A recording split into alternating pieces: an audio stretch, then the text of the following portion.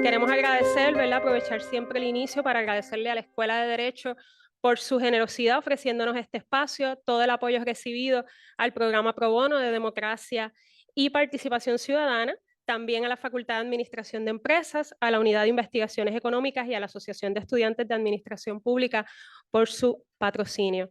Pues sin más preámbulos, les invito a nuestro primer deponente, Efrén Rivera Ramos. Efrén es catedrático de esta Escuela de Derecho de la Universidad de Puerto Rico, una de las voces más destacadas en el análisis constitucional y legal sobre el estatus político y fiscal de Puerto Rico, incluyendo la ley promesa y las implicaciones de la Junta de Control Fiscal impuesta por el Congreso de los Estados Unidos. Sin más preámbulos, Efrén.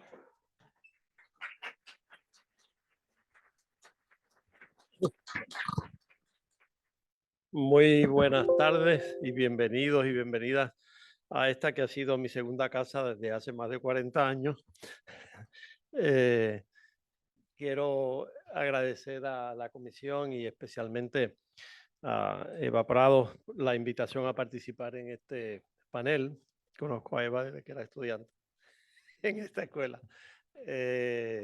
Bueno, lo que me toca hacer a mí es hablar un poquito del marco legal dentro del cual hay que discutir este tema de cuándo se va a la Junta.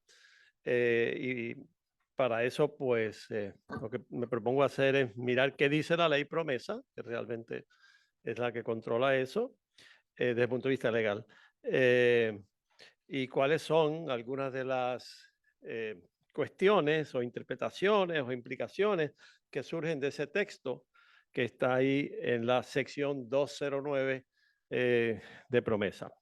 Esto es un tema, bueno, que se ha discutido mucho y yo miro así a mi alrededor y veo tantas personas que deben saber tanto de esto que quizás lo que vaya a decir sea demasiado básico, así me perdonan, pero entendimos que había que comenzar por lo, por lo, por lo fundamental en cuanto a este tema.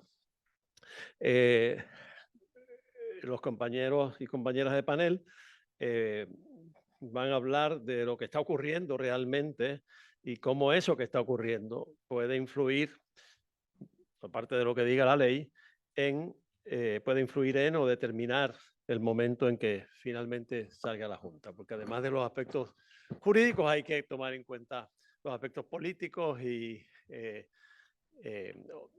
otro tipo de consideraciones que pueden influir en esto, ¿verdad? Quiero empezar leyendo o traduciendo más bien qué dice la ley promesa, la sección 209, que está dedicada específicamente al tema de cuándo debe terminar su función la Junta. Dice que la Junta deberá terminar, y voy a volver a ese lenguaje, deberá terminar o concluir sus funciones una vez certifique la propia Junta, una vez la propia Junta certifique que el gobierno del territorio, así es que dice, ha tenido acceso o tiene acceso adecuado a los mercados de crédito, tanto de corto como largo plazo, importante, a intereses razonables, a tasas de interés razonables. Esa es la primera condición, que tenga acceso a los mercados de crédito. Y la segunda tiene dos partes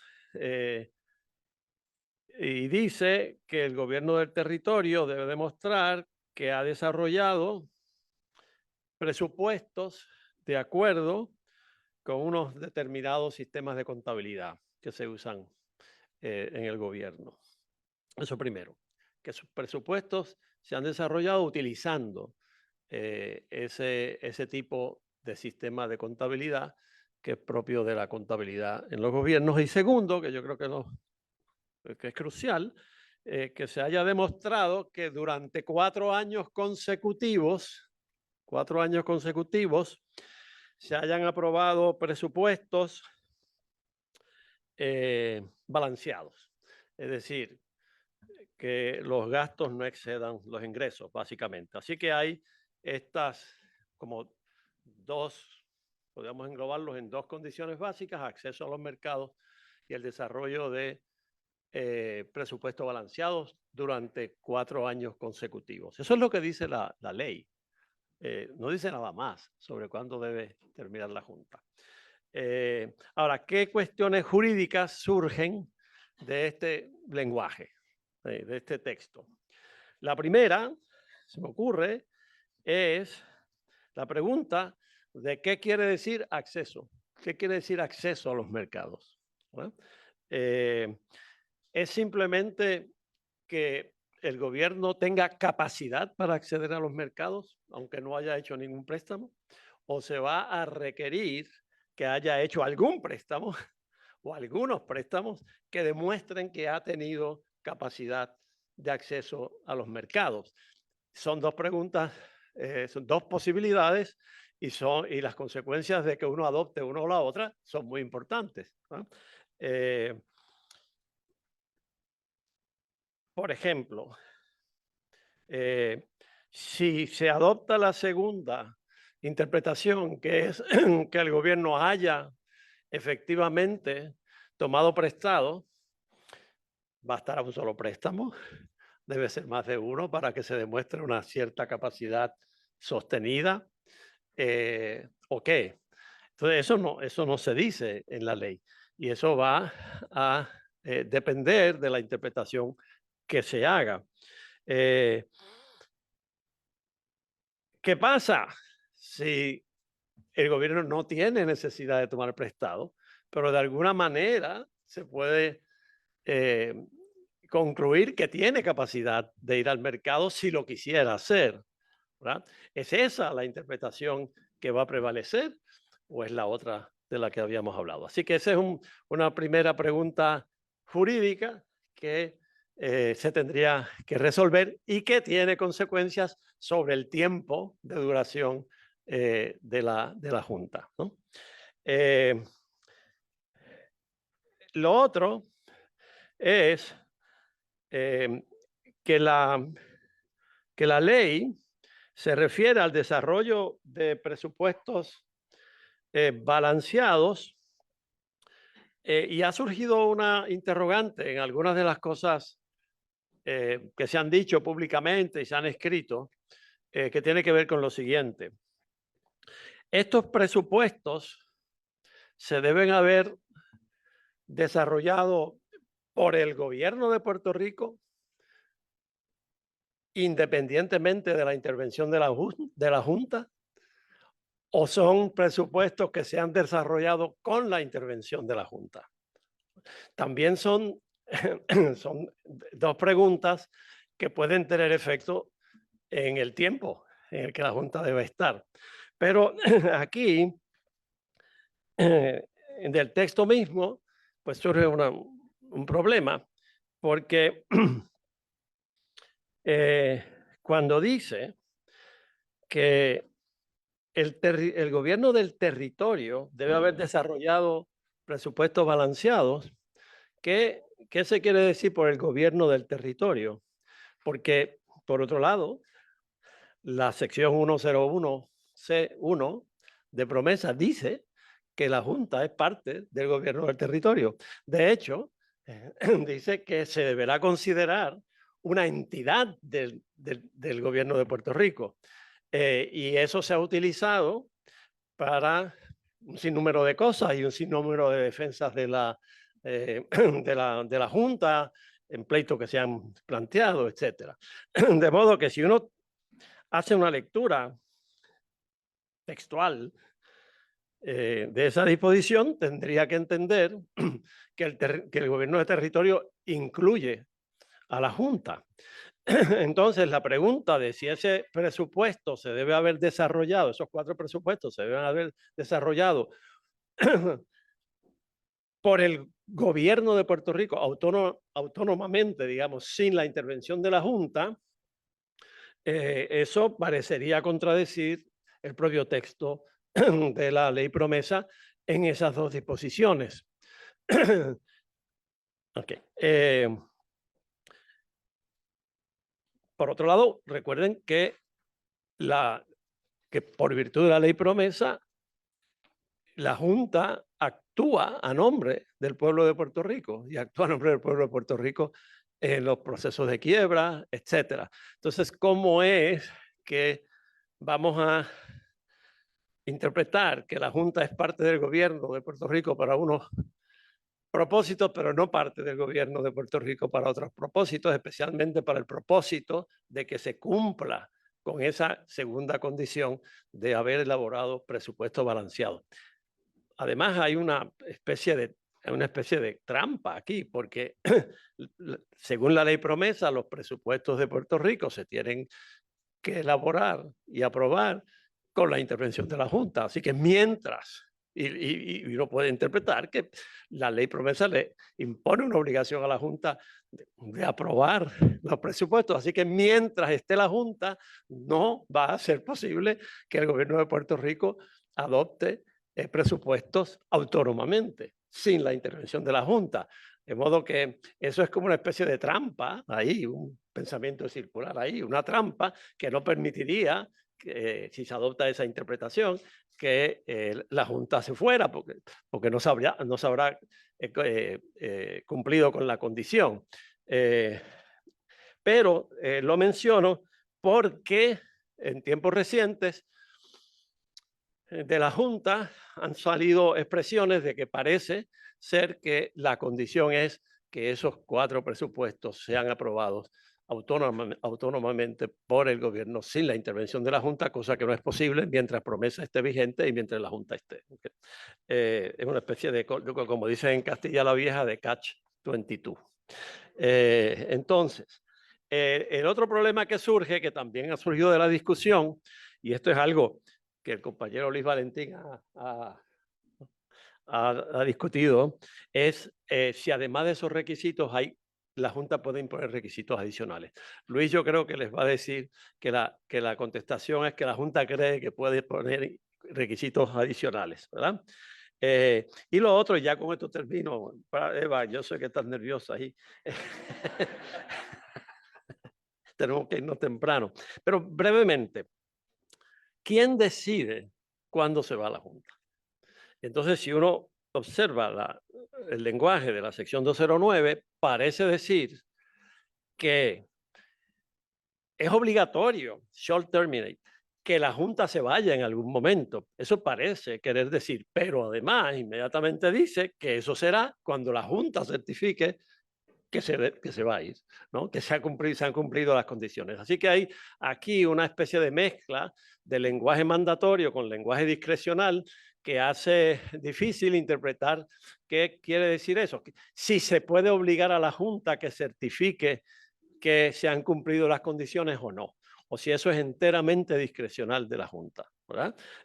Hay argumentos, creo que, para decir que en algún momento la Junta se tendría que ir. Ahora, la pregunta es, ¿qué pasa si pasa el tiempo y no se va? El gobierno y todo el pueblo de Puerto Rico cree que ya se han cumplido las condiciones, pero ellos no lo certifican.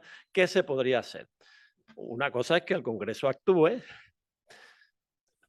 enmendando promesas. ¿Cuáles son las probabilidades de que eso ocurra? Pues no sabemos. Otra cosa es una demanda, algún tribunal que determinó eso. Bueno, puede haber algún argumento que se pueda formular en el sentido de que sería totalmente irrazonable, totalmente opresivo que la Junta se quedara por más tiempo del necesario a juicio del gobierno y del pueblo de Puerto Rico, pero eso también es algo que tendrían que decidir los tribunales. Bueno, lo dejo aquí y luego contestamos preguntas. Espero no haberte causado demasiado estrés. Excelente, Fred, muchísimas gracias. Y pues sí, me tocó un poco ser la mala de la película, controlando un poco el tiempo, pero fue excelente. Muchísimas gracias, profesor. Ahora se une a la conversación el también profesor y doctor José González Taboada, el CPA, abogado, catedrático de esta universidad también, dicta cursos de contabilidad de gobierno, fue integrante de la comisión que comentaba hace un ratito, creada por la Ley 97 del 2015, y luego también fue uno de los integrantes que se unió a crear nuestra comisión actual. El doctor González Taboada ha sido una voz muy clave en el análisis de la deuda de Puerto Rico y ha examinado también a profundidad las irregularidades de muchas de sus emisiones. Sin más preámbulos, González Taboada también nos va a hablar de esos requisitos que nos impone Promesa.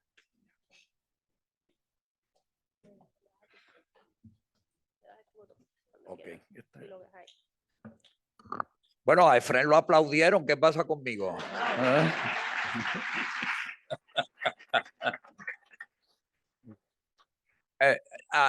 Para mí es un privilegio estar aquí porque yo estuve aquí 4 años, de 2000 a 2004, sentado ahí, tomando clases. Y mi primer profesor de Derecho fue Efren.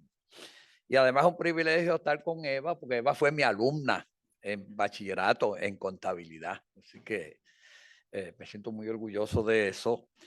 Y lo único que se le quedó a Eva decir de mí es que soy de Aybonito. Y esa parte no se puede obviar porque Aybonito, mejor conocido como El Paraíso, pues me vio nacer allí en el barrio Asomante. Bueno, los abogados, aunque yo soy abogado, yo no pienso como abogado, ni actúo como abogado, ni practico como abogado.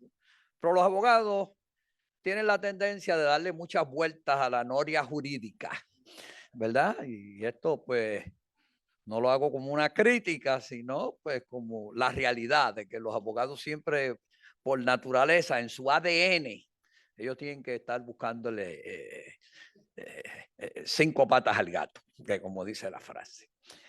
Yo creo que independientemente de quién haga los presupuestos, si se lograran 4 presupuestos balanceados, con o sin ayuda de la Junta, yo creo que con eso se cumple con la ley. Eso es lo que yo creo. Otros compañeros obviamente pueden diferir. Y también creo que todavía no se ha cumplido con ninguno. O sea, que a pesar de que el ex gobernador Pierluisi reclamaba que ya se habían aprobado 2 presupuestos balanceados, en mi opinión, eso no es correcto. ¿Okay? Pero el problema aquí es que en Puerto Rico estamos con la Junta. ¿Llevamos cuántos años, Eva? Casi 9 años. Y entonces, pues lo que pensamos es en si la Junta se queda y se va. Y ya nadie piensa ni se acuerda por qué llegó la Junta aquí. Porque en este país no hay consecuencias.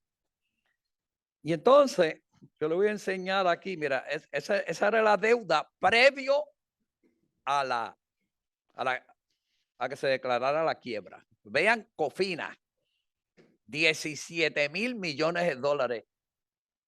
En 2013, Cofina fue fundada a finales de 2006. En 7 años la treparon a 17,000 millones de dólares. ¿Ok? Y Cofina ya excedía los bonos de obligación general. Y entonces miren ahí, desde el 99 para acá, Pedro Rosselló, Sila Calderón y después 3 de los 4 jinetes del apocalipsis puertorriqueño que llegaron del 2005 en adelante. Miren la deuda, cómo fue creciendo y sobre todo miren de 2009 a 2013. Se duplicó la deuda de Puerto Rico. Se duplicó. ¿Quién la duplicó? De eso no se habla en este país. La duplicó Luis Fortuño, gobernador, Jennifer González, presidenta de la Cámara, y Tomás Rivera Chat, presidente del Senado. Pero de eso no se habla. Lo peor que le pasó a Alejandro García Padilla fue ganar las elecciones. Lo peor. Porque la quiebra y promesa le cayeron en la falda a él.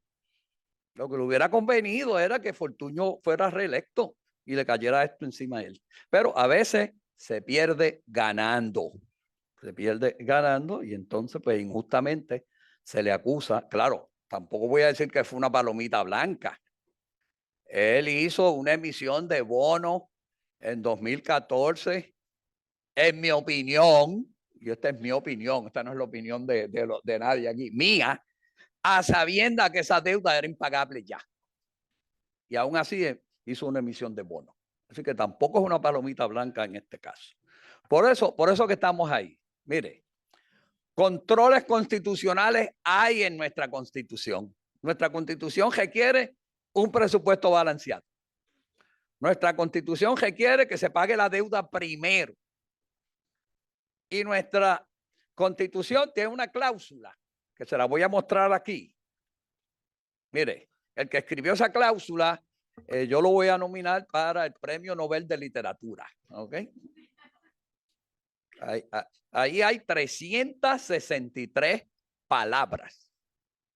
Y lo único que vale la pena ahí de eso es lo que está en rojo. El famoso 15%, que mucha gente no entiende. ¿Qué es eso? Bueno, déjeme aclararle que cuando se hizo la Constitución en el 52, eso no era un 15, ahí había un 10. Un 10. Y Luis Muñoz Marín en 1959 sometió una enmienda constitucional al pueblo para subirlo a 15 y se subió a 15. Y entonces, ¿qué es lo que esto significa? Que tomamos, y espero que se vea bastante bien esa gráfica, tomamos los ingresos de 2 años consecutivos, obtenemos el promedio de esos 2 años, lo multiplicamos por 0.15 y la cantidad que dé es el máximo que el gobierno puede pagar de principal e intereses en el año. ¿Y eso qué? Y si usted ve esa gráfica, yo estoy enseñando contabilidad de gobierno desde el año 2000. Ya para el año 2010 yo le decía a mis estudiantes, miren esa gráfica. A pesar de que se subió a 15, pasaron más de 50 años antes de que llegara a 10, que era el número original. 50 años antes de que llegara a 10. Y entonces empezó en el 2009, primer año de Luis Fortuño. Y siguió por ahí. Y subió. Y ya en el 2012 iba por 11.92. ¿Y qué pasó? Que no tengo números de, bueno, porque para buscar esos números ahora se necesita Dios y su ayuda, porque los estados financieros del Estado Libre Agobiado no tienen la sección estadística desde el 2012, no la tienen, que ni siquiera nos dan eso, no está la sección estadística. Y por lo tanto hay que buscar más a fondo para saber por dónde vamos. Bueno, en un momento dado, pues ya habíamos sobrepasado el 15%, estábamos en violación de la Constitución y la deuda se declaró impagable. Y no les hablo de la deuda extraconstitucional, que eso fue otro escándalo en Puerto Rico, que lograba presupuestos balanceados cogiendo prestado. Cogiendo prestado. O sea, usted balanceaba su presupuesto cogiendo prestado. Bueno, luego de la reestructuración de la deuda, pues eso fue lo que quedó. Obviamente todavía la Autoridad de Energía Eléctrica está en el mismo sitio porque no se ha resuelto. Y lo que concluimos de esto es que poner cláusulas restrictivas en la Constitución no son un sustituto para la prudencia y el buen gobierno. El papel aguanta todo. Así que todas esas cláusulas que mucha gente ingenuamente creía que iban a evitar que cayéramos en una quiebra, pues no tuvieron ningún efecto. ¿Ok?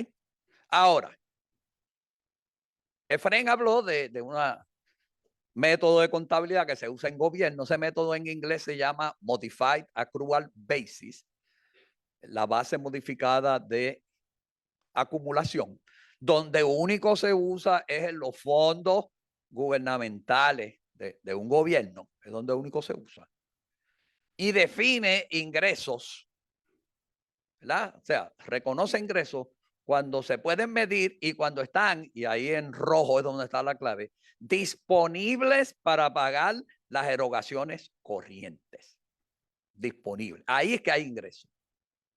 Y entonces, erogaciones, que también por ahí le podemos llamar gastos, se reconocen cuando se espera pagar dentro de un periodo fiscal. Se pague o no. Se pague o no.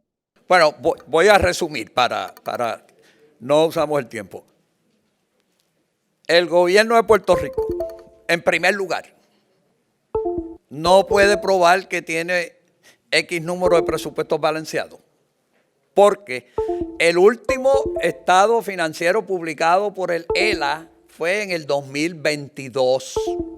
O sea que ya tenemos, después que terminó el año 2022-23, ya tenemos casi 24 meses de atraso ahí. Y el año que terminó en 2023-24, claro, no podemos esperar que lo hagan en 9 meses, pues eso más o menos era lo que se tomaban antes, 9 meses. Pero hace tiempo que se están tomando más de 1 año y 2 años. Así que no tenemos estado financiero auditado después del 2022. Entonces, ¿cómo usted va a probar que ha balanceado presupuesto si no tiene estados financieros auditados bajo esta base? Por lo tanto, pues, no lo hay. Y también, bajo la base de acumulación, los pagos de principal en la deuda son gastos que hay que incluir en el presupuesto. Y los pagos de principal, pues de eso, hubo un año ahí que, digo, cuando se reestructuró la deuda, el ELA tuvo que pagar un montón de millones de miles de millones de dólares de primera intención. Así que, ¿está la próxima slide? ¿Sale o no sale?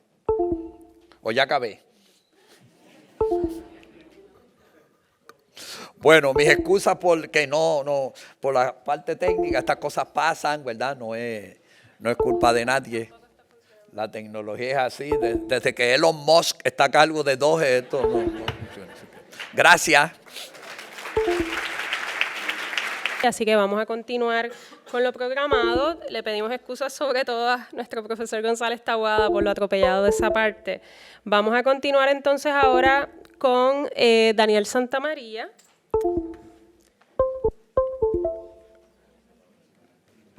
Déjame. Porque sigue sonando. Porque esto. Bueno, vamos presentando a Daniel Santamaría, economista, analista senior de política pública para la organización Espacios Abiertos. Ha sido autor de múltiples estudios sobre la crisis económica de Puerto Rico, ¿no? Donde analiza, y entre otros temas, la capacidad del país para asumir todos sus compromisos financieros y la viabilidad de los planes fiscales y de ajuste de la deuda. Sin más preámbulos, ¿verdad? Dejo en el micrófono a nuestro compañero Santamaría. Gracias, Eva. Bueno, muchas gracias por la invitación, gracias a los compañeros panelistas. Y trataré de ser lo más breve, me estoy poniendo aquí el tiempo. Me han pedido hoy que hable del tema de la deuda. Voy a centrarme en... Vamos a ver si sale la presentación acá, está del principio. Bueno, ya se ha hablado muchísimo de las secciones de promesa. Voy a tocar primero el tema del acceso a mercado. Yo creo que es importante entender la ambigüedad legal de la propia ley promesa e incluso de la Junta de Supervisión Fiscal cuando entra a definir lo que es la sección 209 y los supuestos bajo los cuales la Junta podría, dijéramos, salir de Puerto Rico. La sección 2091, como comentaba Efrén, esta cuestión de acceso adecuado, ¿qué significa acceso adecuado a los mercados de crédito en el corto y largo plazo a tasas razonables para satisfacer las necesidades crediticias de Puerto Rico? Ahí cabe muchas cosas. Yo creo que es importante entender quien tenga el control político va a tener el control de la salida o no de la Junta. Y en este caso, evidentemente, el Congreso de Estados Unidos tendrá mucho que decir al respecto. Lo que sí, cuando vamos al plan fiscal, hay una interpretación de la Junta de Supervisión Fiscal sobre este tema. Y ahí dice, Puerto Rico deberá demostrar que la deuda pendiente, ya sea nueva, porque salga a mercado o reestructurada, se negocia activamente a niveles razonables. Y entonces esto dice en relación con los índices históricos del mercado. Esto es importante porque aquí se estaba hablando de si se necesitaría o no salir a mercado. Y la propia Junta en el plan fiscal lo que te está diciendo, y yo no he escuchado declaraciones del señor Mujica al respecto, pero la interpretación mía es que la salida al mercado no es una condición necesaria para que la Junta se vaya respecto a lo que se refiere a deuda. Si ellos interpretan, y ellos también hablan en la Junta de Supervisión Fiscal, hablan en el propio plan de que a través de un tercero podría definir cuál es esta casuística, pero básicamente si logran demostrar que la deuda de Puerto Rico está cotizando a unas tasas razonables, y aquí entra un poquito el pensamiento circular de la propia Junta porque no define bien qué es tasa razonable. Hará falta que economistas entren a, dijéramos, dar un poquito de peritaje adicional a esta parte. Pero mi interpretación sobre la salida a mercado sí o no, a mi entender, la propia Junta deja claro en el plan fiscal que no sería necesario. También me pidieron que hablara sobre el costo de la Junta de Supervisión Fiscal en Puerto Rico. Nosotros recientemente sacamos una publicación donde evaluamos el gasto en consultores. Esto yo lo denomino el gasto visible. El Congreso de Estados Unidos en el 2016 evaluó, hizo un pronóstico de que en 10 años aproximadamente la Junta podría tener un gasto de unos 370 millones de dólares.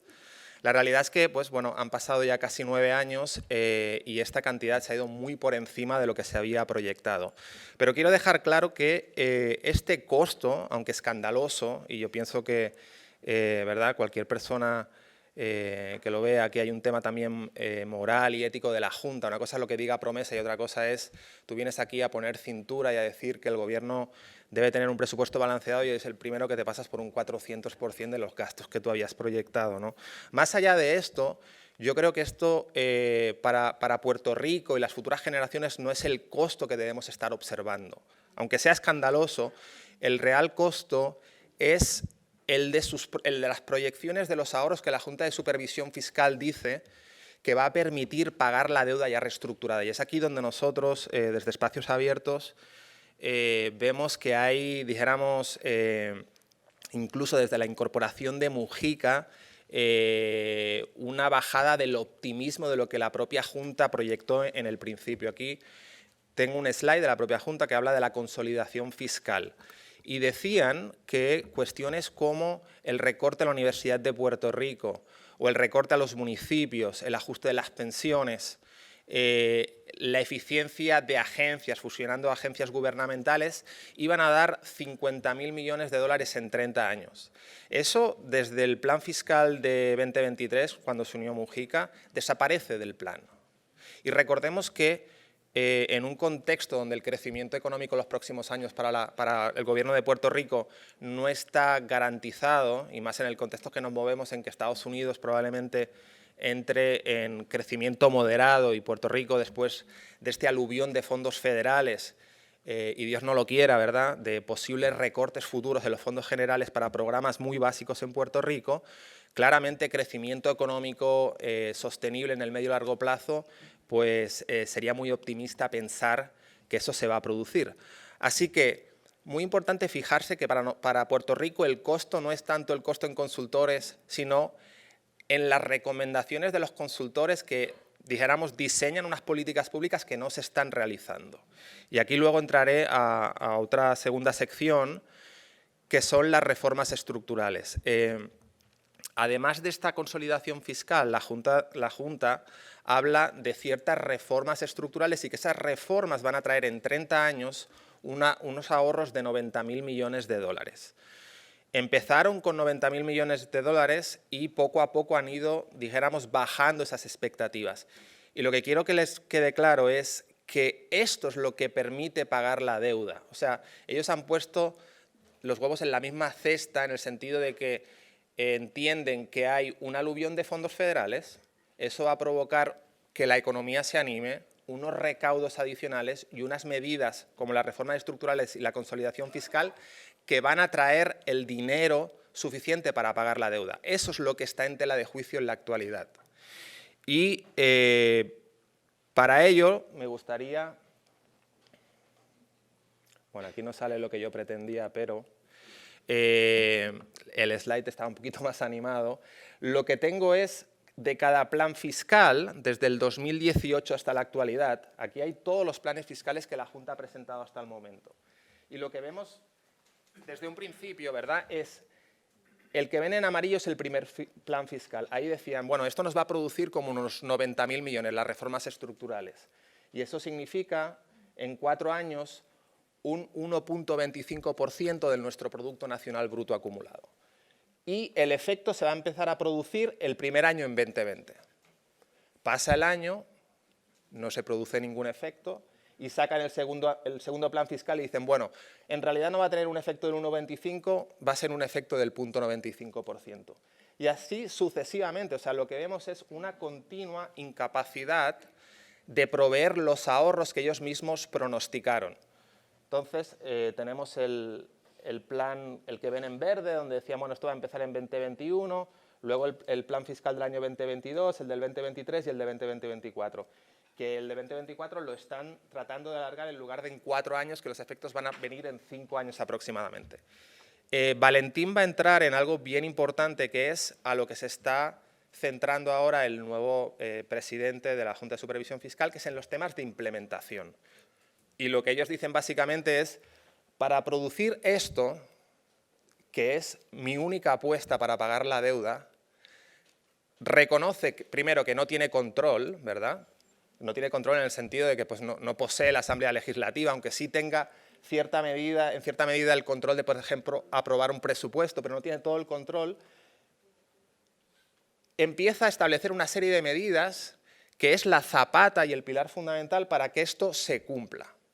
Pero de lo que no tenemos garantía es, aun implementándose el 100% de las garantías, de las medidas, perdón, yo dudo, y así se ha ido viendo a lo largo del tiempo, que eso nos dé 90.000 millones en 30 años o 50.000 millones como la consolidación fiscal que proponía al principio. Así que lo que estamos viendo en toda la gestión de la Junta es un continuo y permanente, a través de nueva información que van obteniendo, rectificación a la baja de los ahorros que van a permitir pagar la deuda y una falta de control, o sea, realmente te la estás jugando toda en algo de lo cual tú careces el control, que eso quizá es la parte más preocupante, porque el gobierno puede decir, por ejemplo, una de las reformas estructurales es el despido libre. Ellos entienden que si se implementa el despido libre, eso va a provocar un mercado laboral más flexible y va a atraer muchas compañías a Puerto Rico, porque pues el mercado laboral es mucho, dijéramos, o sea, si tú tienes un momento, una contingencia de demanda, lo que fuera, puedes despedir a la gente como te plazca. Bueno, pues eso está ahí, pero realmente el control de implementar una medida así no depende de la Junta de Supervisión Fiscal, pero sin embargo ellos sí, cuando proyectan los ahorros que van a permitir pagar la deuda, entienden que eso de alguna manera u otra se va a producir en Puerto Rico. Y pongo ese ejemplo porque quizá a todo el mundo, ¿verdad?, nos impactó cuando lo vimos y tú dices, bueno, estás proponiendo algo de lo cual tú careces totalmente de control, ¿no? Y básicamente me gustaría concluir con esto, que ya son los 10 minutos.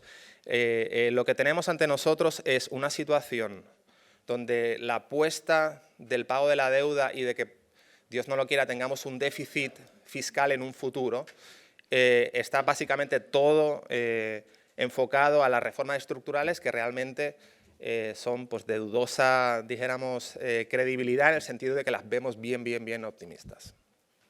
Gracias.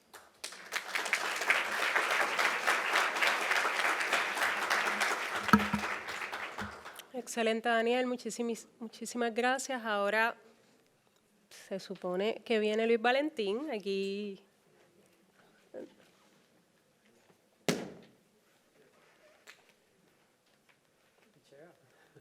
Ok. Sí, no. Bueno, nada, Luis Valentín. Sí, vamos a hacer eso. Tienes toda la razón. Vamos a ver. Bueno, déjame entonces, que lo perdimos también.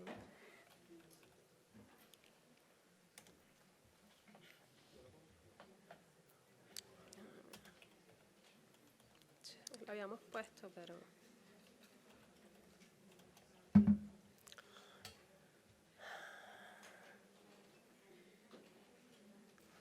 Bueno, en lo que vamos bajando, aquí sí te lo dejo. Tenemos ahora a Luis Valentín. Luis Valentín es periodista del Centro de Periodismo Investigativo. Se ha destacado por su cobertura especializada sobre el tema de la deuda pública y la Junta de Control Fiscal, y recientemente publicó un reportaje muy completo sobre precisamente este tema de la salida de la Junta, no solamente, ¿verdad?, desde los datos, sino también desde las voces de los involucrados. Muchísimas gracias, Luis.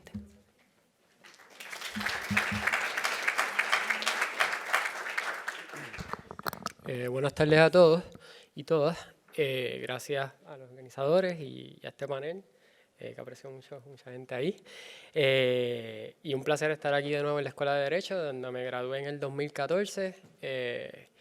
Recuerdo que cuando me gradué estaba empezando la crisis fiscal y ya trabajaba en un medio de noticias, y dije que iba a cubrir la crisis fiscal hasta que se acabara, y que cuando se acabara iba a coger la reválida. 2024, aquí estamos. Seguimos. Quisiera comenzar, ¿verdad?, para no tomar mucho tiempo, en recordar un poco de lo que habló el profesor Efraín Rivera sobre qué pide Promesa para que la Junta termine sus funciones. Y en resumidas cuentas, ¿verdad?, se habla de 4 presupuestos balanceados bajo unas reglas de contabilidad específicas, ¿verdad?, y acceso a los mercados a términos razonables. Pues nuestra investigación encontró que ese chicle se puede estirar y se puede estirar y se puede seguir estirando, y poco importa la actitud que asuma un gobierno de turno. Hemos tenido gobiernos que han ido frontal contra la Junta, ¿verdad?, en oposición a la Junta, y no ha cambiado la postura de la Junta, ¿verdad?, sobre este tema.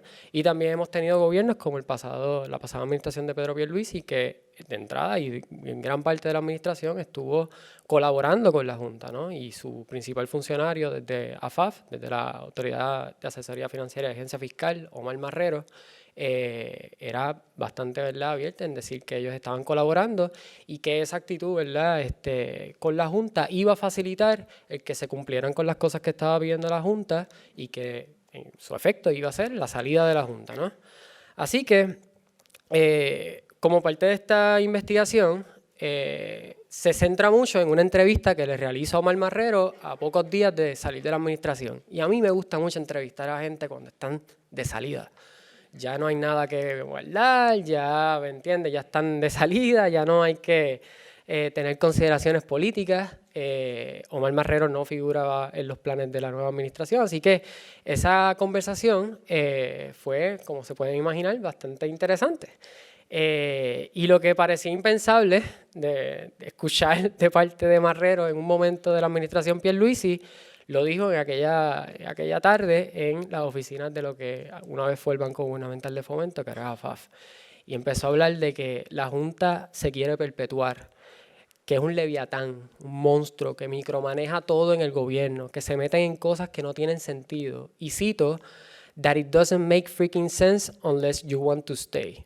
Y a mí me llamó mucho la atención, ¿verdad?, esa actitud y esa lectura que le estaba dando quien fue el principal funcionario, no tan solo de la administración Pierluisi. Marrero viene desde antes, y había, bajo la ley de FAF, es quien maneja la relación entre el gobierno y la Junta en todas sus facetas, más que el representante del gobernador ante la Junta. En un momento también lo fue. Así que esto venía de alguien que se puede decir, ¿verdad?, que tenía standing, ¿no?, de decir cómo ha sido esta relación entre el gobierno y la Junta a lo largo de los 6 años que estuvo, si no me equivoco, Marrero. Así que, habiendo dicho eso, quiero tocar varios puntos, ¿verdad?, porque lo que me pidió Eva aquí fue que, a falta de los personajes principales, ¿verdad?, de alguien de la Junta, de alguien del gobierno y de la nueva administración, ¿verdad?, ahora que hable sobre cuáles son sus distintas posturas, pues yo voy a tratar de transmitir lo que yo he escuchado a través de los años y de muchas horas de sentarme a escuchar tanto reuniones públicas, entrevistas y demás cosas que permiten dar una idea de cuáles son las interpretaciones que dan los personajes principales en ¿verdad?, esta disyuntiva de qué dice realmente Promesa y qué pide para que la Junta se vaya. Sobre Modified Accrual, que para mí es un elemento sumamente importante. Modified Accrual, lo estaba diciendo el profesor González Taboada, es, ¿verdad?, unas reglas de contabilidad, unas reglas de juego, por decirlo de una manera, bajo las cuales se tiene que llevar a cabo el proceso presupuestario del gobierno. ¿Qué pasa? La Junta insiste y ha sido bien enfática en que esto tiene que pasar, ¿verdad? Tiene que haber y tienen que implementarse estas reglas. Pero ¿qué es exactamente Modified Accrual? ¿Cuáles son estas reglas y dónde están escritas específicamente? ¿Dónde están en papel? El gobierno, sabemos, ¿verdad?, desde un marco teórico qué es lo que significa, pero el gobierno tiene un montón de ingresos, y hay ingresos especiales, hay ingresos de parte de fondos federales. O sea, ¿cómo tú reconoces cada ingreso a nivel presupuestario para poder cumplir con lo que se llama Modified Accrual, ¿verdad? Pues Marrero dice, y cito, la Junta entiende que ellos son los que interpretan y determinan qué es Modified Accrual. Si es eso, ciertamente el estándar va a estar bien difícil de cumplir. ¿Me entiendes? Entonces, ya de entrada, un requisito elemental para poder cumplir con una de las partes de la sección 209, que son los presupuestos balanceados bajo estas reglas, ni siquiera el mismo gobierno sabe cuáles son las reglas, dónde están, y dice que la Junta no les ha dicho a ellos cuáles son estas reglas específicamente para poder cumplir. De entrada, eso es, se podrán imaginar, un gran problema. Y añado sobre el tema que Marrero dice que la lectura que ellos le dan es que ese requisito es bien sencillo y que ellos entienden que se cumplen cuando demuestran por estado financiero debidamente auditado, certificado por una firma de renombre que diga que por 4 años consecutivos los ingresos fueron mayores a los gastos. Eso de entrada nuevamente trae un problema. Los estados auditados están retrasados, no, ha sido un problema histórico, ¿verdad? Por yo no sé ni cuántos años, de que el gobierno trate de estar al día con ellos.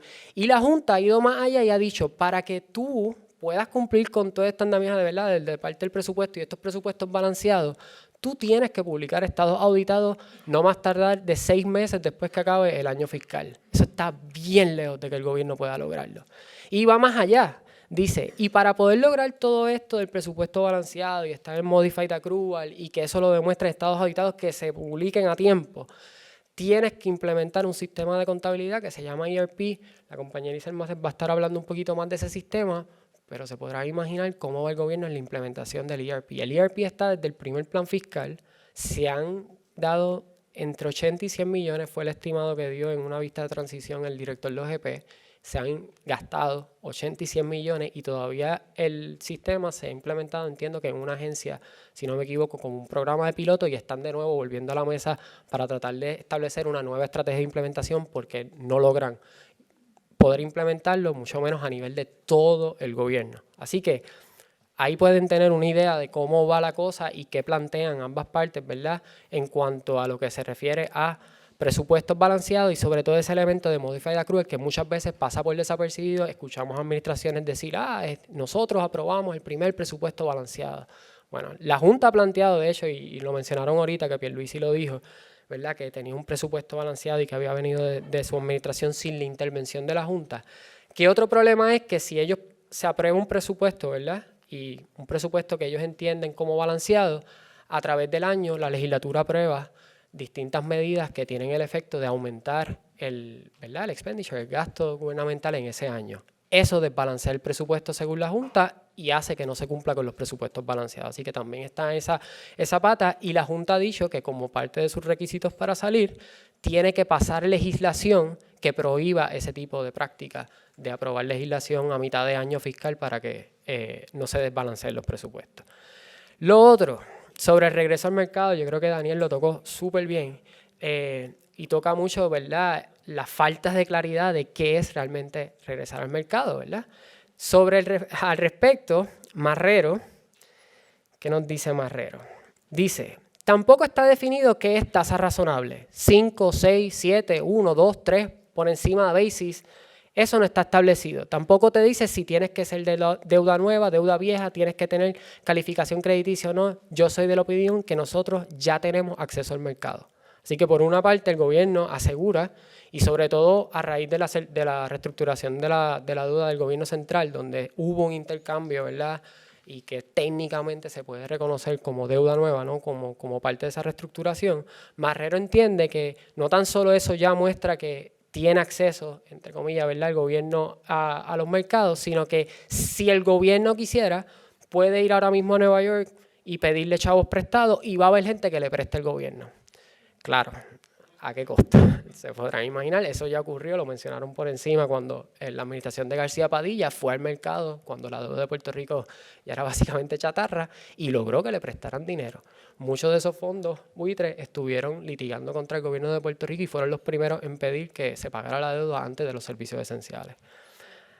Así que, y sobre el mercado, debo mencionar algo que me llamó mucho la atención, que me lo mencionó un analista financiero como parte de la historia, y es el hecho de que, según su visión, ¿verdad?, su percepción del asunto, lo cito, la mayoría de los inversionistas del mercado de bonos municipales no están pensando en Puerto Rico para nada. Claro, admite que hay unos fondos, ¿verdad?, y que históricamente siempre han estado, ¿verdad?, pendientes a lo que es la deuda de Puerto Rico, pero en términos generales, para regresar a donde estaba hace 20 años Puerto Rico, en cuanto a acceso a los mercados, Puerto Rico necesitará un full reboot en términos de cómo se mercadea en Wall Street. ¿Y qué nos quiere decir esto? El año pasado, yo no sé si estuvieron pendientes a este tema en las noticias, empezaron a salir fotos del equipo fiscal del gobernador Pedro Pierluisi reuniéndose con casas acreditadoras. Todo esto va dirigido a que una de las exigencias que está haciendo la Junta es que Puerto Rico tiene que tener grado de inversión. ¿Y qué es grado de inversión? No es nada más que las casas acreditadoras vuelvan a darle un rating a Puerto Rico. Las casas acreditadoras dejaron de darle de evaluar, ¿verdad?, darle un rating a la deuda de Puerto Rico cuando ya era chatarra, ya no había más para abajo, porque son un montón de escalafones, ya habían llegado al final, y cuando empieza el proceso de quiebra ya se entiende como que es un crédito que está en default y dejan de evaluarlo. Para que eso vuelva a pasar, las casas acreditadoras tienen que decidir, ellos, no la Junta, no el gobierno, ellos deben decidir volver a entrar a evaluar el crédito de Puerto Rico y darle, ¿verdad?, una calificación. La Junta va más allá y dice, eso tiene que pasar, y no tan solo eso, tienen que darle grado de inversión. Así que queda muchísimo camino por recorrer para que eso ocurra. Y por último, sobre ese tema, quiero mencionar que el analista también trae un punto bastante interesante. La Junta habla sobre el retorno a los mercados de capital y Promesa habla sobre esto, pero ahora mismo el plan fiscal establece que son los fondos federales los que van a estar financiando gran parte o todas las obras de mejoras de capital que tiene el gobierno, que era lo que usaba el gobierno. Iba a los mercados de capital a buscar ese dinero para financiar ese tipo de trabajo. Ahora mismo se está usando los fondos federales. Hay una contradicción un poco entre lo que la Junta y Promesa piden y lo que el mismo plan fiscal que la Junta ha aprobado exige sobre el tema. Y para pasar, y me regala medio, esto lo voy a hablar bastante rápido, entramos a las famosas reformas estructurales. Y esto es parte principal de lo que llegó, ¿verdad?, a mi trabajo. Cuando uno va al plan fiscal último certificado, uno se da cuenta que a través de las distintas versiones han ido de dejarlo bien claro, estas son las cosas que tienen que pasar para que la Junta se vaya, a entrar en una especie de nebulosa, ¿verdad?, de qué es lo que tiene 50 acciones necesarias para recuperar la responsabilidad fiscal, que básicamente no es otra cosa que son las cosas que la Junta entiende que tienen que cumplir de parte del gobierno para ellos entender que están encaminadas las cosas y que ellos eventualmente pueden comenzar el proceso de su salida. Y aquí nosotros hicimos una gráfica, y lo voy a tocar bien rapidito, de qué tipo de cosas estamos hablando, qué tipo de medidas y cómo más o menos va el gobierno implementándolas. Estamos hablando que va desde capital humano, desarrollo económico. Desarrollo económico, ellos están pidiendo un nuevo plan de desarrollo económico. Eso levanta un debate serio de en manos de quién debe recaer, ¿no?, la política pública de desarrollo económico. Es de la Junta, es del gobierno electo. Y ellos están exigiendo un plan de desarrollo económico que ellos deben aprobar. Gastos en salud, un sinnúmero de cambios en las entidades relacionadas a salud, negocios. Daniel tocó por encima ese tema. Informe financiero, ya lo hablamos, ¿verdad?, de los estados auditados y demás. Infraestructura, están pidiendo un plan de activos que básicamente recopile todo lo que son los activos del gobierno de Puerto Rico. Son, en resumidas cuentas, son muchísimas cosas, 50 medidas en total que pudimos identificar como parte del plan fiscal, que nuestra lectura y lo que es la lectura del propio gobierno, según nos dijo Marrero, es que ellos cada vez extienden más y más la fecha, ¿verdad?, la meta para lograr la salida de la Junta, y hasta que eso no ocurra, según la Junta, no cabe hablar sobre una salida de la Junta. Así que con eso termino y para dejarlo para preguntas.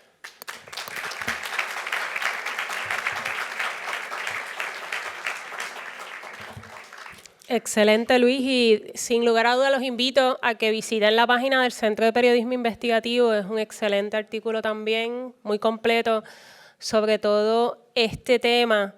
Un dato curioso que nosotros tocamos en el nuestro, cuando ahorita estaba Luis mencionando que si aprueban una legislación, ya con el presupuesto aprobado, aprueban una legislación en medio del año que pueda enmendar ese presupuesto, pues precisamente el del 2022 fue una ley que pidió la Junta. La Junta pidió enmendar el presupuesto para añadir $10,000 millones para pagarle a los bonistas del plan de ajuste de la deuda.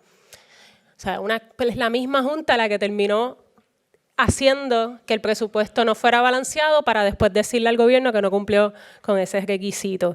Así, ese es el juego de la Junta, ¿no?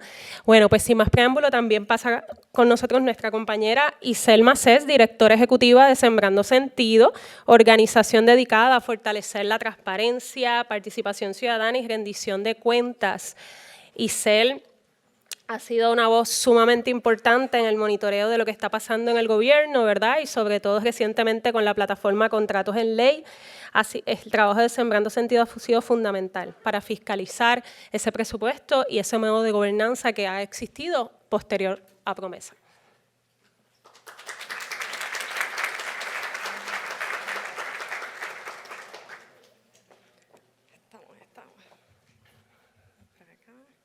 Buenas tardes y muchas gracias a la comisión por la invitación y a Eva por la invitación a formar parte de este diálogo y a la UPR por el espacio. Bueno, ya hemos hablado un poco, Luis habló un poco de esos 50 compromisos, mucho que tiene que ver con mejorar la administración pública, ¿verdad? Mejorar la gobernanza de Puerto Rico para que no vuelva a recaer en las prácticas o las malas prácticas que nos trajo, ¿verdad?, a este proceso de bancarrota. Sin embargo, cuando observamos las acciones de la Junta, más allá de lo que está en el papel, rápidamente nos damos cuenta que realmente lo que se está dando es una expansión de lo que ya estaba ocurriendo en Puerto Rico. Por un lado, tenemos el avalo de un paraíso fiscal que pone en nuestras espaldas más gastos en una esperanza de inversión fantasma, ¿verdad? Los fantasmas en Puerto Rico están en las elecciones, están en las donaciones, están también en las inversiones de retorno. Hasta la privatización que hoy por hoy se nos lleva a más del 60% del gasto público, que no es cosa menor. Sé que la gráfica no nos lo hace fácil hoy, ¿verdad? Problemas técnicos, pero básicamente hemos pasado de justo antes, a la entrada de la Junta, se gastaba cerca del 33% del presupuesto del gobierno de Puerto Rico en la contratación y hoy estamos hablando de más del 61% de ese gasto. Así que la privatización se ha convertido en básicamente la reforma de gobernanza y sin embargo, además de la austeridad, que es muy importante mencionar también, y sin embargo vemos los servicios que cada vez están peores, pero más costosos, y a la vez que se desvían los recursos y que nuestro gobierno cada vez tiene menos capacidad para poder llevar a cabo cualquier gestión regular y o monitorear. Y bueno, hoy voy a dar algunos ejemplos de cómo esto se ve en la práctica, ¿verdad? Lo primero es que me gustaría indagar un poco sobre ERP, que es ese sistema de centralización de finanzas. Básicamente, el ERP integra todo, desde recursos humanos hasta contratación, compra, entre muchas otras cosas, todo lo que tiene que ver con las finanzas del gobierno. El problema es que cuando uno adquiere ese sistema a través de proveedores privados, esos proveedores privados te traen una solución ya adscrita. Y customizarla requiere millones y millones y millones y millones de dólares. Y es casi imposible. De hecho, requiere muchísimo peritaje por parte del gobierno de entender datos, entender sistemas, entender integración de sistemas y saber cómo trabajar con un contratista de esta índole para poder flexibilizarlo y customizarlo a las necesidades del gobierno de Puerto Rico. ¿Ustedes creen que eso es viable? Por eso es que nos ha pasado. Por eso es que es el segundo intento fallido estamos en el segundo intento que será fallido, porque no hay manera de customizar de esto. De hecho, en el estado de California se gastaron 250 millones antes de call it quits, antes de decir, miren, ¿verdad? Esto de ERP no es lo nuestro. Mientras que otros países como Ucrania han decidido crear sus propios sistemas. Países que, by the way, Ucrania tiene la estrellita Gold Standard en presupuesto, en contratos y en todos los sistemas que maneja este tipo de gastos.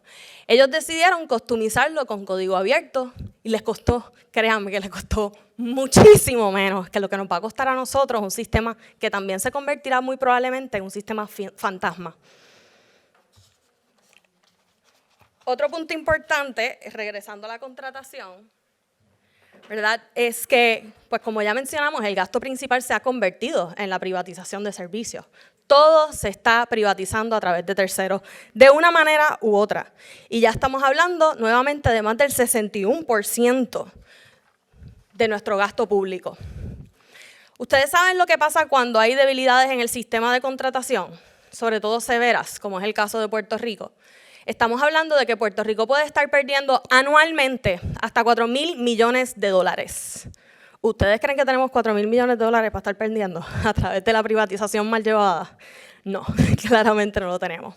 ¿Y por qué hago la aseveración de que sabemos que tenemos un sistema altamente decadente, altamente deteriorado? Es porque, primero que todo, el marco legal tiene más de 60 leyes y reglamentos que dicen cómo hacer las cosas y a la misma vez no dice cómo hacer nada.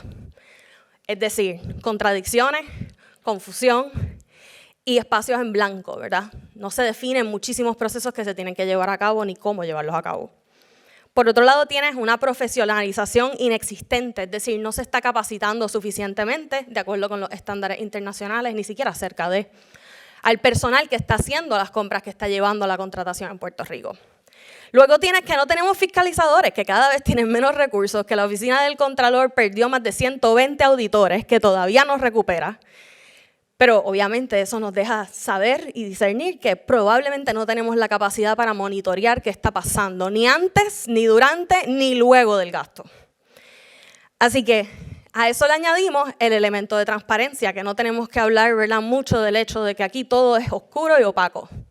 Y es muy difícil entender qué está pasando, por qué está pasando y cuál es el resultado. Así que todo esto hace que sea bastante difícil que realmente tengamos un sistema eficiente. Y desgraciadamente, si bien la Junta ha impulsado la centralización de compras que se está llevando a través de ASG, es importantísimo aclarar que hay muchas agencias, como el propio Departamento de Educación, que no forman parte de esa centralización aún.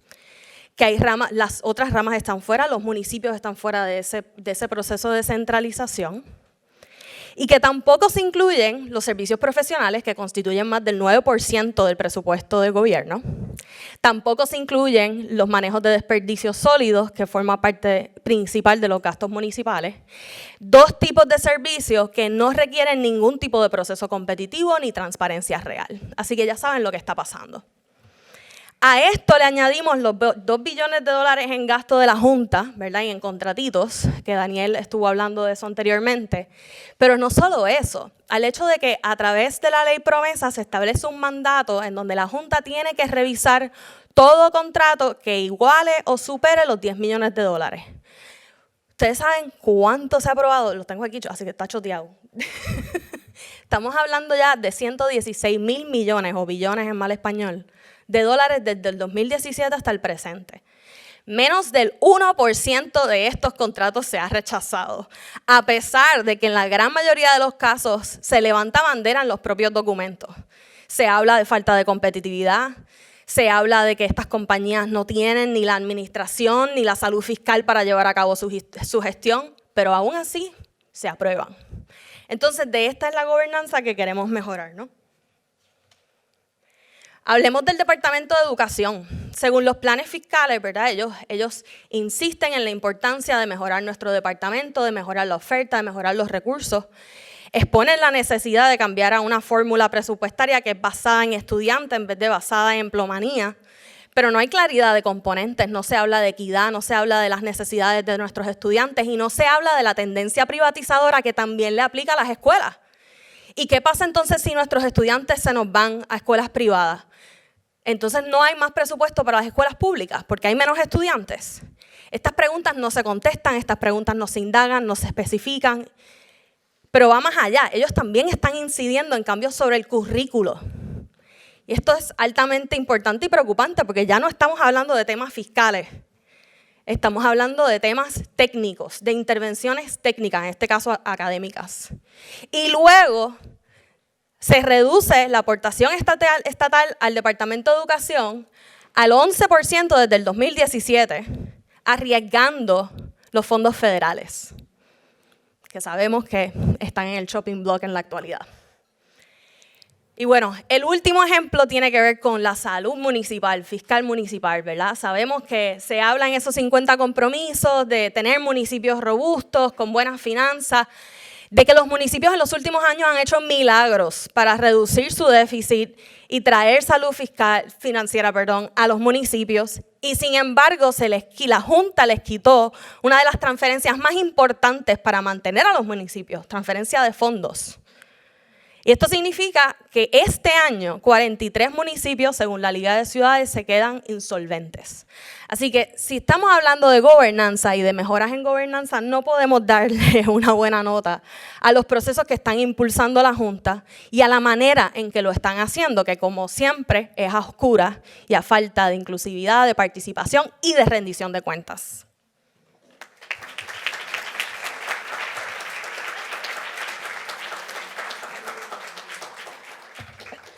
La campeona lo hizo en menos de 10 minutos. Así que muchísimas gracias, Isel. Así que, ¿verdad? Aunque corremos con poco tiempo, yo quería darle una oportunidad también a nuestros panelistas que bien brevemente reaccionan a esa pregunta. ¿Nos conviene o no nos conviene, ¿verdad?, que se vaya ya la Junta? ¿Y qué implicaciones podría tener cualquiera de esas, ¿verdad?, situaciones? Efren. No voy a hablar desde el punto de vista legal, no te preocupes. Me llamó la atención que el amigo González Taboada no le gusta hablar de derecho y estuvo una buena parte de su ponencia hablando de la Constitución. Pero, bueno, ¿cuáles son las implicaciones? Para mí, volvamos al principio. Mi posición es política en ese sentido.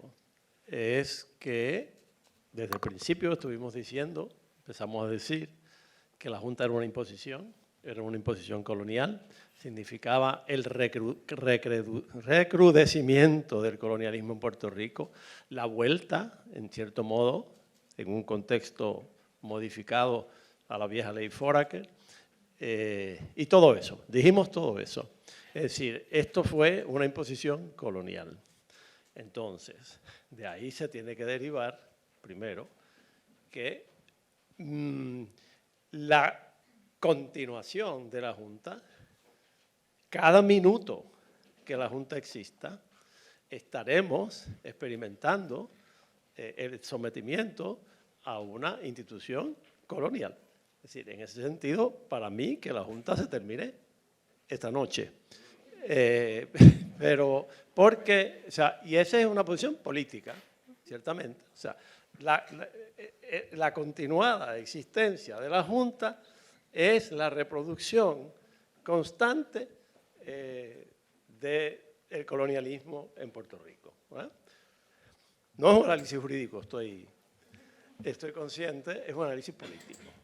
Y por eso me parece que cualquier intento de la Junta de seguir extendiendo su existencia es algo que debemos rechazar. Eso es lo primero. Desde un punto de vista, otro punto de vista, el punto de vista económico, etcétera, yo creo que las ponencias que se han dado aquí han demostrado que las medidas tomadas por la Junta no nos han favorecido demasiado desde el punto de vista económico y por lo tanto me parece que hay que buscar otras alternativas, ¿no? Que no sea la Junta y lo que está haciendo y su modus operandi, ¿verdad? O sea que es 2. 3. Ahora, se plantea la pregunta, y de nuevo, mi posición es política. ¿Qué pasa si la Junta se va mañana? O digamos, o cuando se cumplan esas condiciones que están ahí en promesa. Eso no es suficiente, eso no va a ser suficiente. Eso será un primer paso para ir saliendo de este régimen colonial, de esta forma colonial que hemos estado viviendo. Porque lo que se requerirá es un gobierno que haga lo que tiene que hacer para reconstruir a Puerto Rico, para lanzar un verdadero plan de desarrollo económico. Es decir, después que se vaya la Junta, lo que hay que hacer es no volver a elegir a ninguno de los gobiernos que hemos elegido desde el 70 para acá.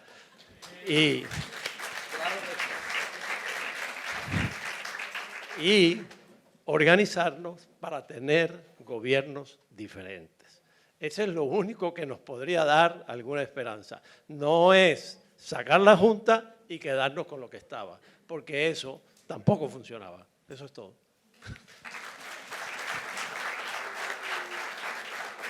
Pero 100% de acuerdo con Efraín, o sea, ideológica, gubernamental, administrativamente hablando, cualquier ángulo que usted quiera. La Junta es un supragobierno, y eso es una vergüenza para Puerto Rico. Así que, sin duda, no debe estar aquí. Pero se va, ¿y con qué nos quedamos? Con lo que hemos tenido aquí desde los años 70, con lo mismo. Mire, hay una frase que dice, usted no le puede encomendar el cambio al que creó el caos. Entonces, pues se va a la Junta y el pueblo sigue eligiendo a los mismos gobiernos. Pues el desastre se repite. Nosotros vamos camino a una segunda quiebra. ¿Cuándo va a ser? Pues yo creo que antes de 20 años vamos camino a una segunda quiebra. Esa es mi predicción. No creo que estaré vivo dentro de 20 años, pero si lo estoy, pues le diré, se los dije.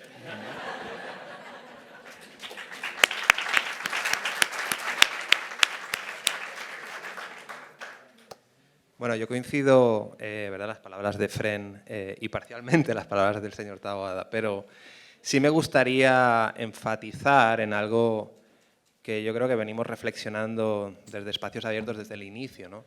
Que aunque la Junta se vaya, y esto es bien importante, aunque la Junta se pueda ir en algún momento, sus políticas económicas se quedan en Puerto Rico. Y yo creo que eso es algo que cada vez que tú ves el plan fiscal, y me gusta enfatizarlo, esto es como un rompecabezas que va a delimitar lo que podemos y no podemos hacer durante los próximos 30 años. O sea, esto...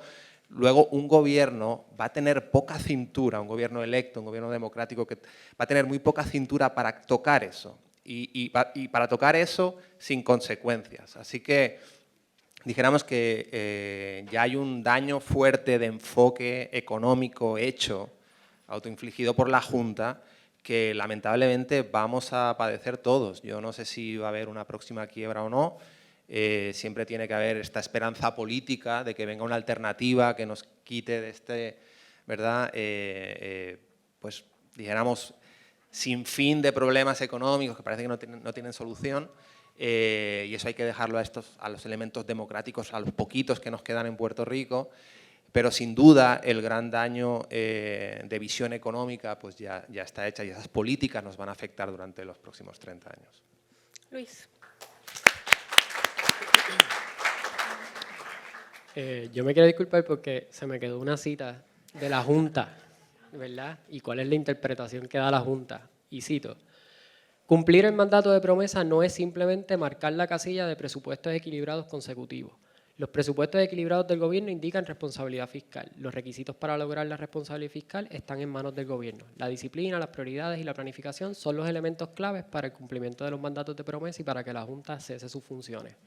En otras palabras, las implicaciones de que se vaya. Ellos van a dejar su agenda bien instalada y ellos están trabajando todos los días para que eso ocurra. Lo que mencionó Daniel del plan fiscal, no puedo estar más de acuerdo.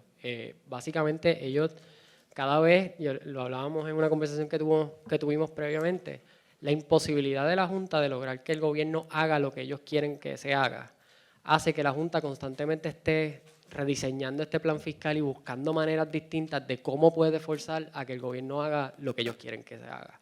Y lo hacen de maneras bastante claras, como el presupuesto, lo hablamos con los municipios, ellos han estado insistiendo en la consolidación de municipios y de los servicios municipales desde el primer día. Se han dado cuenta que no pueden pedir que se eliminen municipios, pues ¿qué hacen? Bueno, pues vamos a empezar a recortar. La Universidad de Puerto Rico es el vivo ejemplo de esto.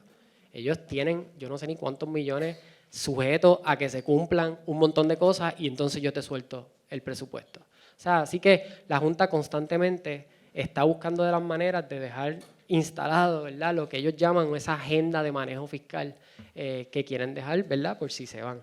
Las implicaciones de que se queda, que a mí me llama mucho esa, ¿verdad?, la atención, yo creo que se ha normalizado mucho la presencia de la Junta en Puerto Rico y ahora mismo estamos hablando de que es básicamente una agencia de gobierno con más de 80 empleados, en su mayoría son puertorriqueños, 99% me dijo la Junta que son puertorriqueños, con un presupuesto anual que ronda los 60 millones, y donde básicamente, más allá de bregar con presupuestos y planes fiscales, estamos viendo que se están metiendo en muchas áreas.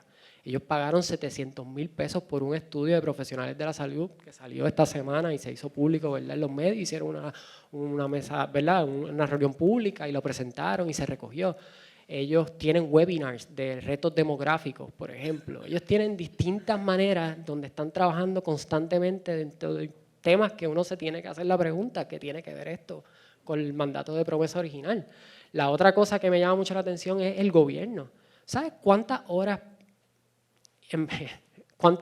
emplean los empleados de gobierno en reuniones semanales con staff de la Junta? Que si llamada para discutir esto, los emails que se comparten constantemente, eso todo tiempo. El Departamento de Hacienda en una vista de transición dijo que el mismo equipo que ellos tienen bregando con la implementación del ERP no puede trabajar en los estados auditados porque son los mismos. Y tienen que bregar con algo a la vez, no pueden hacerlo todo.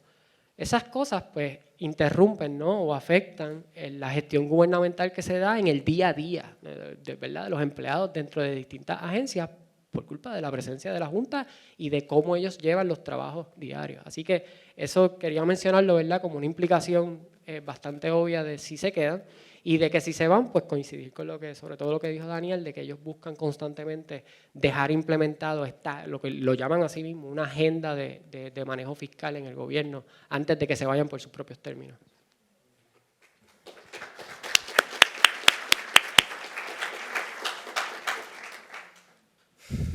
Bueno, yo quisiera añadir que no debemos esperar que un ente colonizador nos ayude a descolonizarnos y autodeterminarnos. Va a hacer todo lo contrario, va a seguir añadiendo a la imposición de agendas fiscales y de agendas de todo tipo.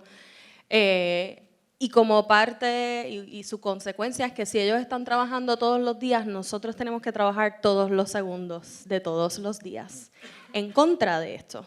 Tenemos que fiscalizar, tenemos que exigir espacios, tenemos que hacer el trabajo para demostrar y evidenciar el impacto que va a tener esta agenda, que tiene ya esta agenda fiscal que quieren imponer y que continúan tratando de imponer, y el impacto que tendrá si permitimos que se anclen y que continúen sembrando raíces en nuestro archipiélago. Así que yo creo que la clave está también en que no nos quitemos, en que hay que seguir exigiendo y demandando y construyendo poder en las comunidades, en nuestra gente, en el tercer sector, en el cuarto poder. Definitivamente es esencial y es como vamos a crear también una demanda diferente en el gobierno. Otro punto importante es que no puede seguir siendo que nosotros somos, las organizaciones sin fines de lucro son las que están haciendo investigación con las metodologías globales para entender los procesos a profundidad. La Junta de Control Fiscal no ha hecho lo que ha hecho Sembrando Sentido para entender el 61% del gasto.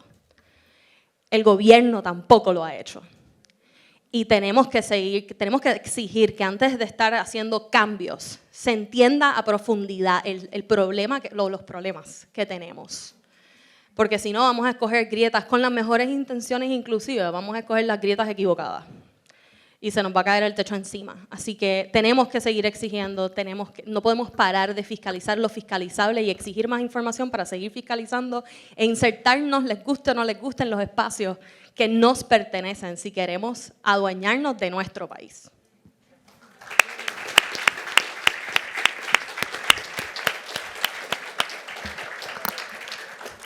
¿Verdad? Precisamente ese era el fundamento de esa auditoría de la deuda, ¿verdad? Para evitar volver a caer en esto mismo y que tampoco la hemos logrado que se realice.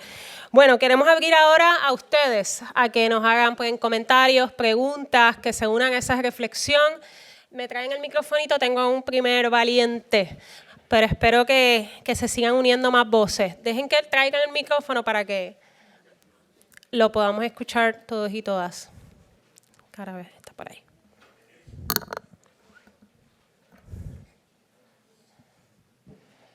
Muchas gracias por las magníficas presentaciones.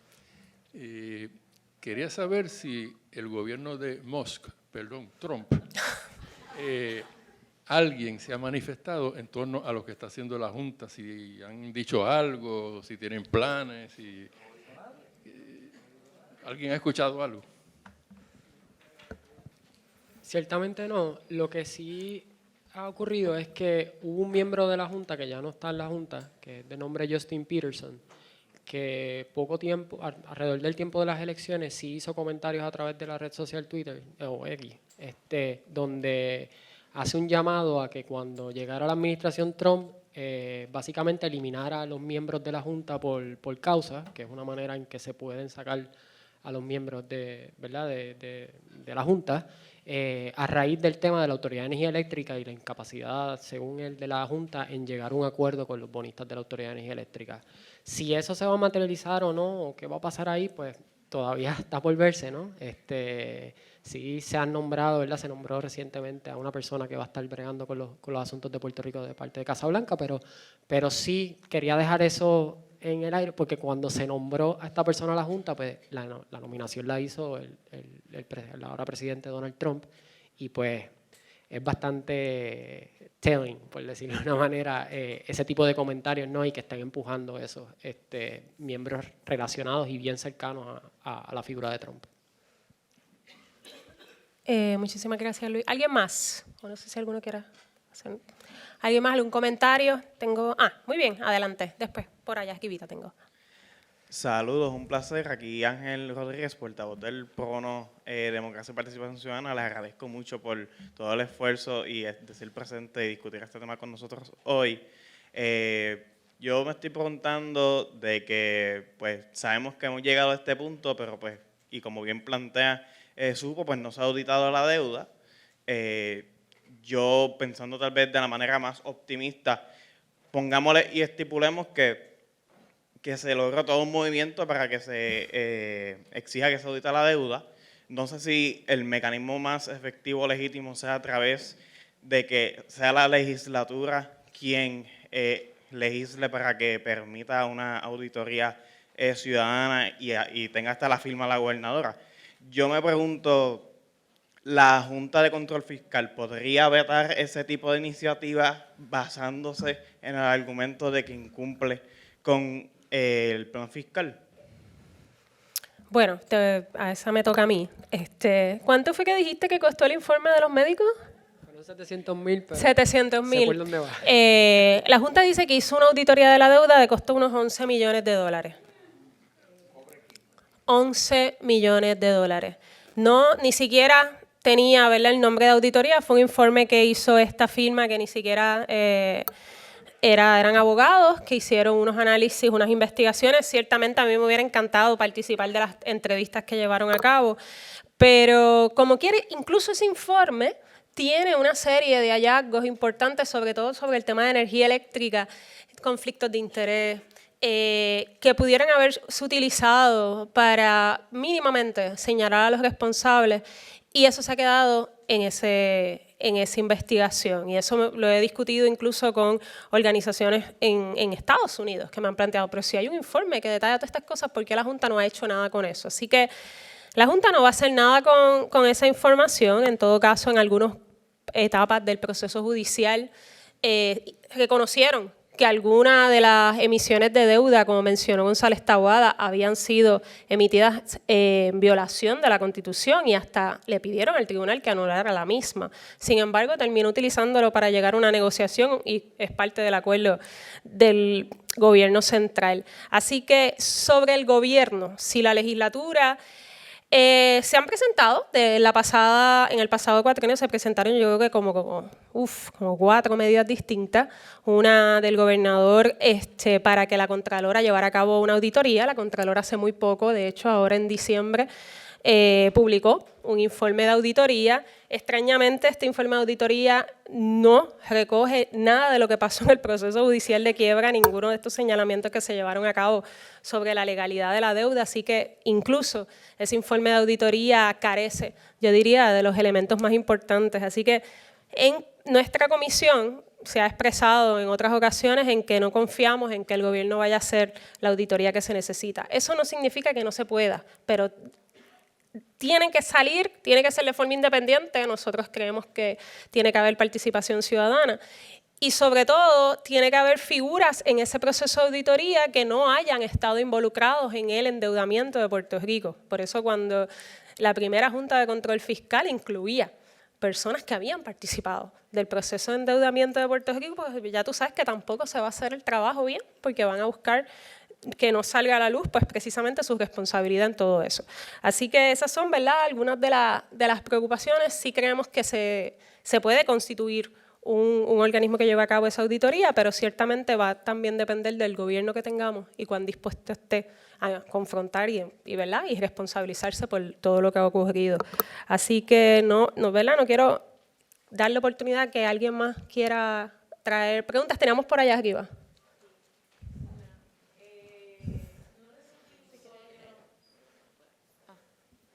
Sí, no resulta ilusorio pensar en estos presupuestos y en estos estados balanceados cuando tenemos una política exterior y unos mercados internacionales que tienen un efecto sobre, ¿verdad?, lo que puede ser la economía y los cambios en la economía.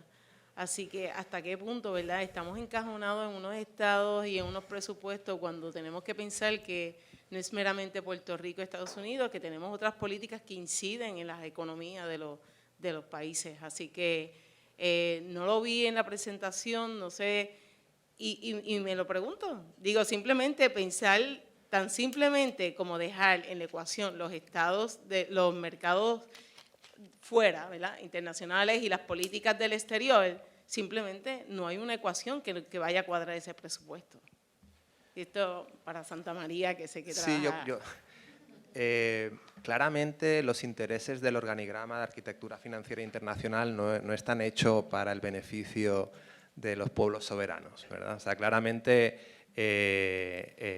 hay muchas instituciones ahora mismo, por ejemplo, sin fines de lucro de Nueva York, que están tratando de cambiar allá la ley y para el que, ¿verdad?, no es algo de conocimiento común, pero casi el 90% de las emisiones internacionales de deuda se llevan a cabo bajo la ley de Nueva York, no importa dónde tú estés situado. Y obviamente por una clara tendencia a proteger los intereses de los acreedores y no de cualquier acreedor, de acreedores que han demostrado, como por ejemplo en el caso de Puerto Rico, hedge funds o fondos buitre, que han comprado la deuda de Puerto Rico en los momentos más delicados de mayor sufrimiento del pueblo de Puerto Rico, que fue cuando tuvimos los huracanes Irma y María acá, para después litigar y obtener el 100% de la deuda, no importa cuál sea tu situación, ¿verdad? Así que en eso, y el sur global está tratando de poder organizarse, porque claramente desde el norte no va a venir una solución, o por lo menos no hay en el papel ahora mismo plasmado una solución que pueda darle la vuelta a eso. Y ahí queda mucho por hacer. A tu punto, claramente sí, estamos como en esta batalla pequeña donde las reglas del juego te evocan a que pierdas la partida. O sea, esa parte la tenemos que tener. Pero a la vez creo que el posicionamiento íntegro de decir, bueno, voy a morir con las botas puestas, voy a decir lo que realmente siento que se tiene que hacer, y después tratar también de darle a distintos niveles. Puedes darle a nivel local y luego dar tus apoyos para que esta ley injusta de los mercados financieros internacionales cambie, ¿no? Yo creo que Puerto Rico, tiene mucho que decir al respecto, se estudia mucho Puerto Rico, lo que está pasando no pasa desapercibido, el asunto de los consultores es algo que es flagrante, que se hayan gastado el dinero que se han gastado y después que no te den la sustancia que provoca sus decisiones de política pública. O sea, todas las cuestiones de... Tienen un PowerPoint y con eso se despachan 700 millones en un estudio, ¿verdad? Ahora, eso sí, para que pague la factura el pueblo de Puerto Rico, para eso sí que quieren a las puertorriqueñas, a los puertorriqueños, o los que vivimos aquí, en mi caso, durante más de 14 años. Así que, sí, a tu pregunta, es una batalla difícil y estructuralmente está hecha para que perdamos la batalla, pero eso no nos debe desalentar para tratar de cambiar esas reglas tan injustas para defender los servicios esenciales, los derechos humanos, etcétera. ¿Alguien que quiera? Juan, está por acá. ¿Hay alguien allá atrás? Sí, pues, cógela. Y después, ¿a dónde está Juan? Buenas tardes, gracias, excelente. Mi preocupación es la siguiente. Para los que seguimos este tema hace varios años, pues cada vez aprendemos más y aprendemos más y aprendemos más. Mi preocupación es que el discurso, voy a tomar un ejemplo de una estación de radio, por ejemplo, yo escucho Radio Isla desde el amanecer, soy selectiva, entonces aquí quien está ahí, pero tremenda, haciendo un trabajo de compromiso bien espectacular es Mili Méndez con Emanueli y entonces y siguen trayendo a las personas como ustedes que saben, Marcia Rivera, Voz Alternativa. Entonces a mí no sé ni cómo solucionarlo porque es difícil y no hay dinero, pero ese discurso que tiene que ser igual para que este pueblo vaya entendiendo algo tan complejo, es lo que yo creo ahora mismo que hace falta. ¿Cómo se va a hacer? No lo sé, porque me da mucha pena. Por ejemplo, si pongo el programa de Jugando Pelota Dura, a mí se me vira el estómago porque como ya yo los sigo a todos ustedes hace años, y entonces y voy al colegio de abogados y voy aquí y acá, y eso es lo que yo creo que es ahora mismo en donde estamos el mayor problema. Abres la prensa y también te confunde. O sea, tienes que estar bien pendiente a la radio para parear lo que puso el Nuevo Día, para irte a Noticel, o sea, les digo, yo hago este trabajo, pero es porque me interesa el tema y quiero hablar con propiedad. Así que lo tiro porque el pueblo no sabe y es cómo vamos a tirar un discurso en arroz y habichuela. Gracias. Muy bien.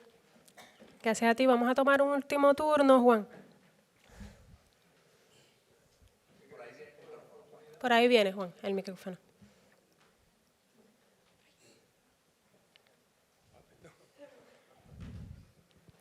Gracias.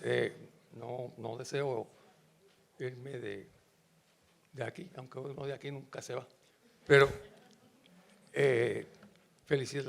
felicitarlo a todos por esta excelente experiencia que hemos tenido esta tarde. Y que, refiriéndome al segundo turno que tuvieron los participantes, pues creo que se le podría poner el subtítulo de clamor por un buen gobierno, que yo comparto totalmente. Y añadiría el convencimiento de que podemos hacerlo. Y podemos hacerlo por una principal razón, que es que ya lo hicimos. Este pueblo ya lo hizo. Le podríamos enseñar a la Junta y a 20 juntas como esta que nos han impuesto. Y, en resumen, esto de esta tarde no es un paso en la dirección correcta, porque es más que un paso, es un movimiento y es lo que tenemos que seguir haciendo. Gracias.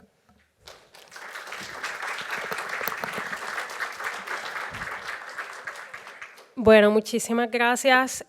Por lo menos de parte de la Comisión Ciudadana que dirijo, nuestra reflexión es que definitivamente la Junta tiene que irse, no solamente porque, como ya los compañeros han podido explicar con muchos detalles, no está aportando realmente nada a la gobernanza que realmente resuelva nuestros problemas principales.